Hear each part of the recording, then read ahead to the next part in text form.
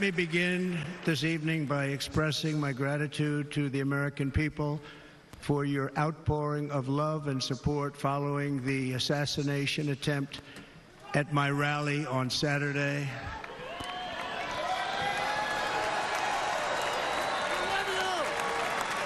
As you already know, the assassin's bullet came within a quarter of an inch of taking my life.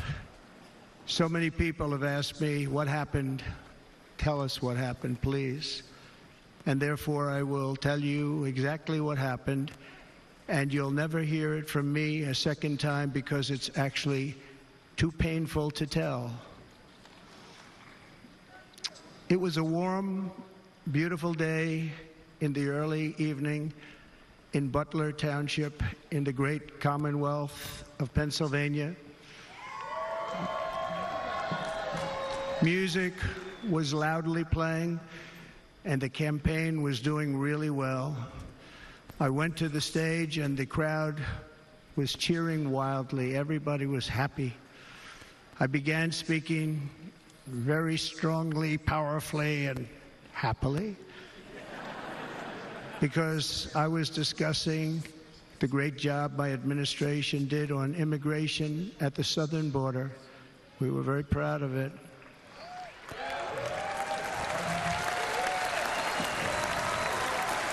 Behind me and to the right was a large screen that was displaying a chart of border crossings under my leadership. The numbers were absolutely amazing. In order to see the chart, I started to, like this, turn to my right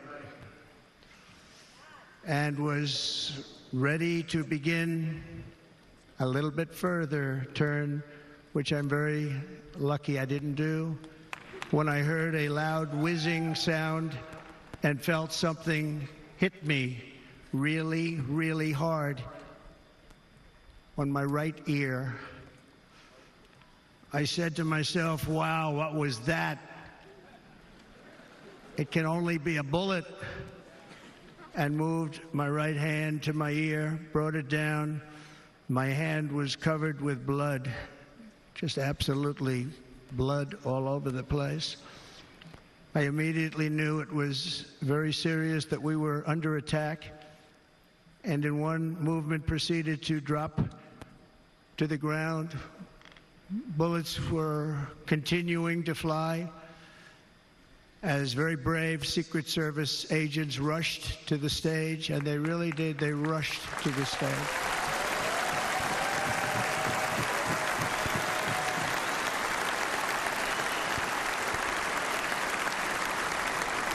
These are great people, at great risk, I will tell you, and pounced on top of me so that I would be protected.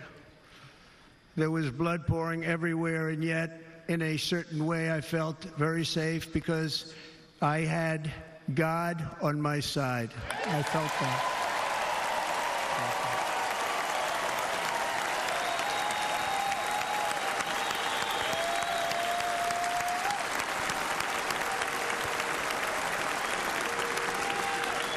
The amazing thing is that prior to the shot, if I had not moved my head at that very last instant, the assassin's bullet would have perfectly hit its mark, and I would not be here tonight. We would not be together.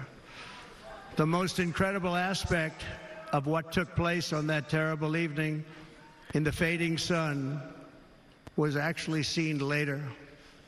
In almost all cases, as you probably know, and when even a single bullet is fired, just a single bullet, and we had many bullets that were being fired, crowds run for the exits or stampede, but not in this case. It's very unusual.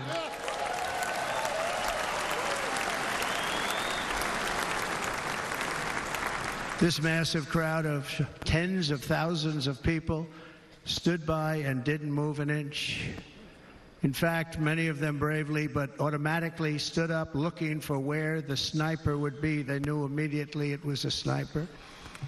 and then began pointing at him. You can see that if you look at the group behind me. That was just a small group compared to what was in front.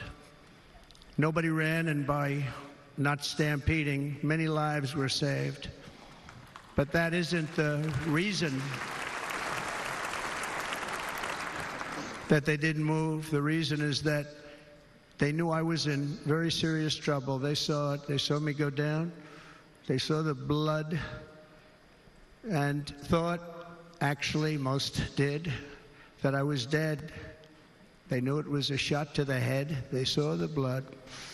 And there's an interesting statistic. The ears are the bloodiest part. If something happens with the ears, they bleed more than any other part of the body. For whatever reason, the doctors told me that. I said, why is there so much blood? He said, it's the ears. They bleed more. So we learned something, but they just, this beautiful crowd, they didn't want to leave me. They knew I was in trouble. They didn't want to leave me. And you can see that love written all over their faces. Incredible people. They're incredible people. Bullets were flying over us, yet I felt serene. But now the Secret Service agents were putting themselves in peril. They were in very dangerous territory. Bullets were flying right over them, missing them by a very small amount of inches. And then it all stopped. Our Secret Service sniper, from a much greater distance and with only one bullet used, took the assassin's life, took him out.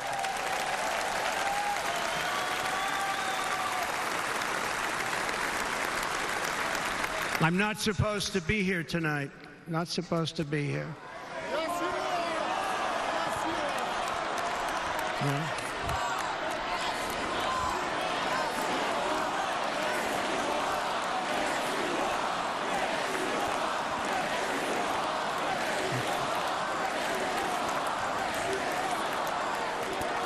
Thank you. But I'm not. And I'll tell you, I stand before you in this arena only by the grace of Almighty God.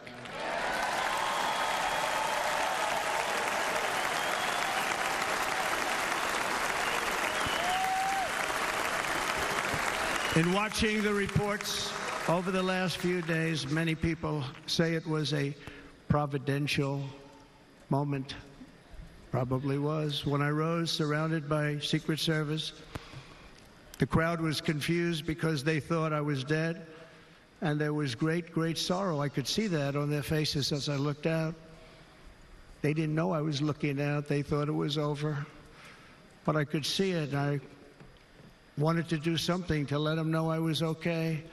I raised my right arm, looked at the thousands and thousands of people that were breathlessly waiting, and started shouting, "Fight, fight, fight."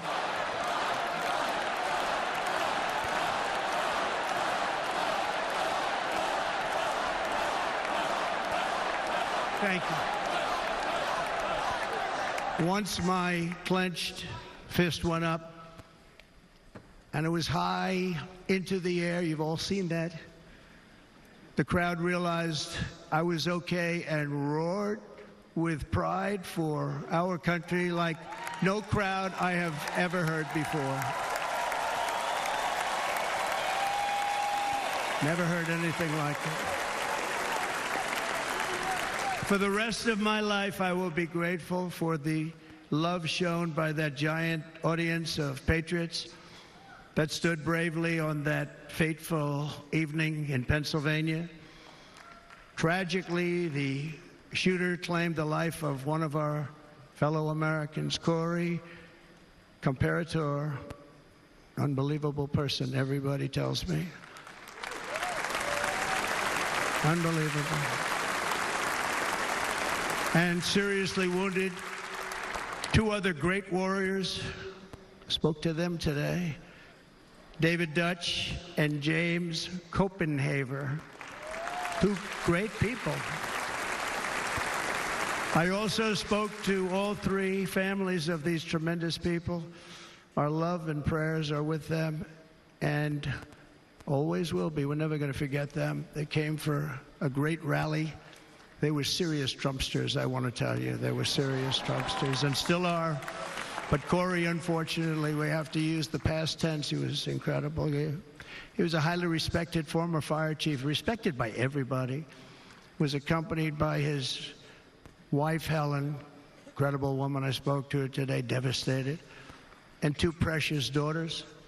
He lost his life selflessly, acting as a human shield to protect them from flying bullets. He went right over the top of them and was hit. What a fine man he was.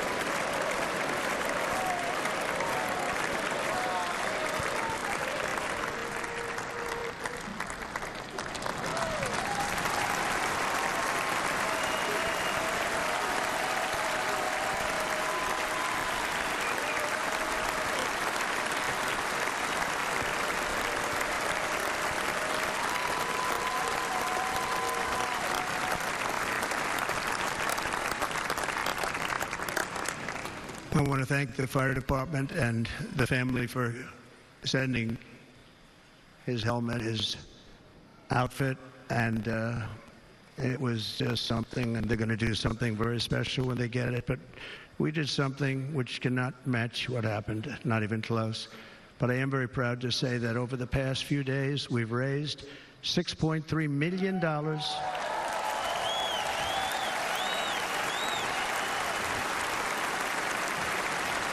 for the families of David, James, and Corey, including from a friend of mine just called up. He sent me a check right here. I just got it.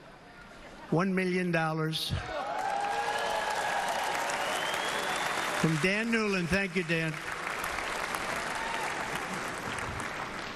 And again, when speaking to the family, I told them, I said, well, I'm going to be sending you a lot of money, but it can't compensate.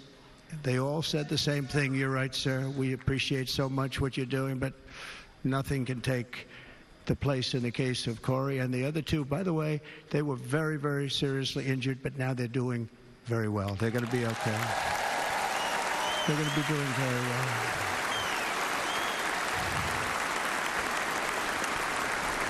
They're warriors. So now I ask that we observe a moment of silence in honor of our friend Corey.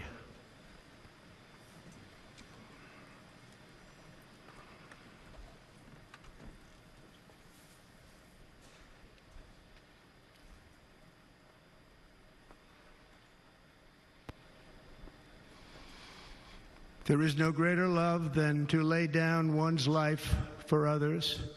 This is the spirit that forged America in her darkest hours, and this is the love that will lead America back to the summit of human achievement and greatness. This is what we need.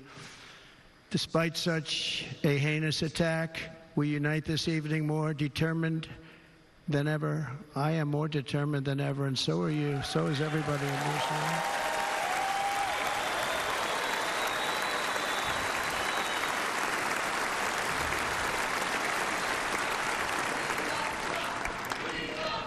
Thank you. Thank you very much.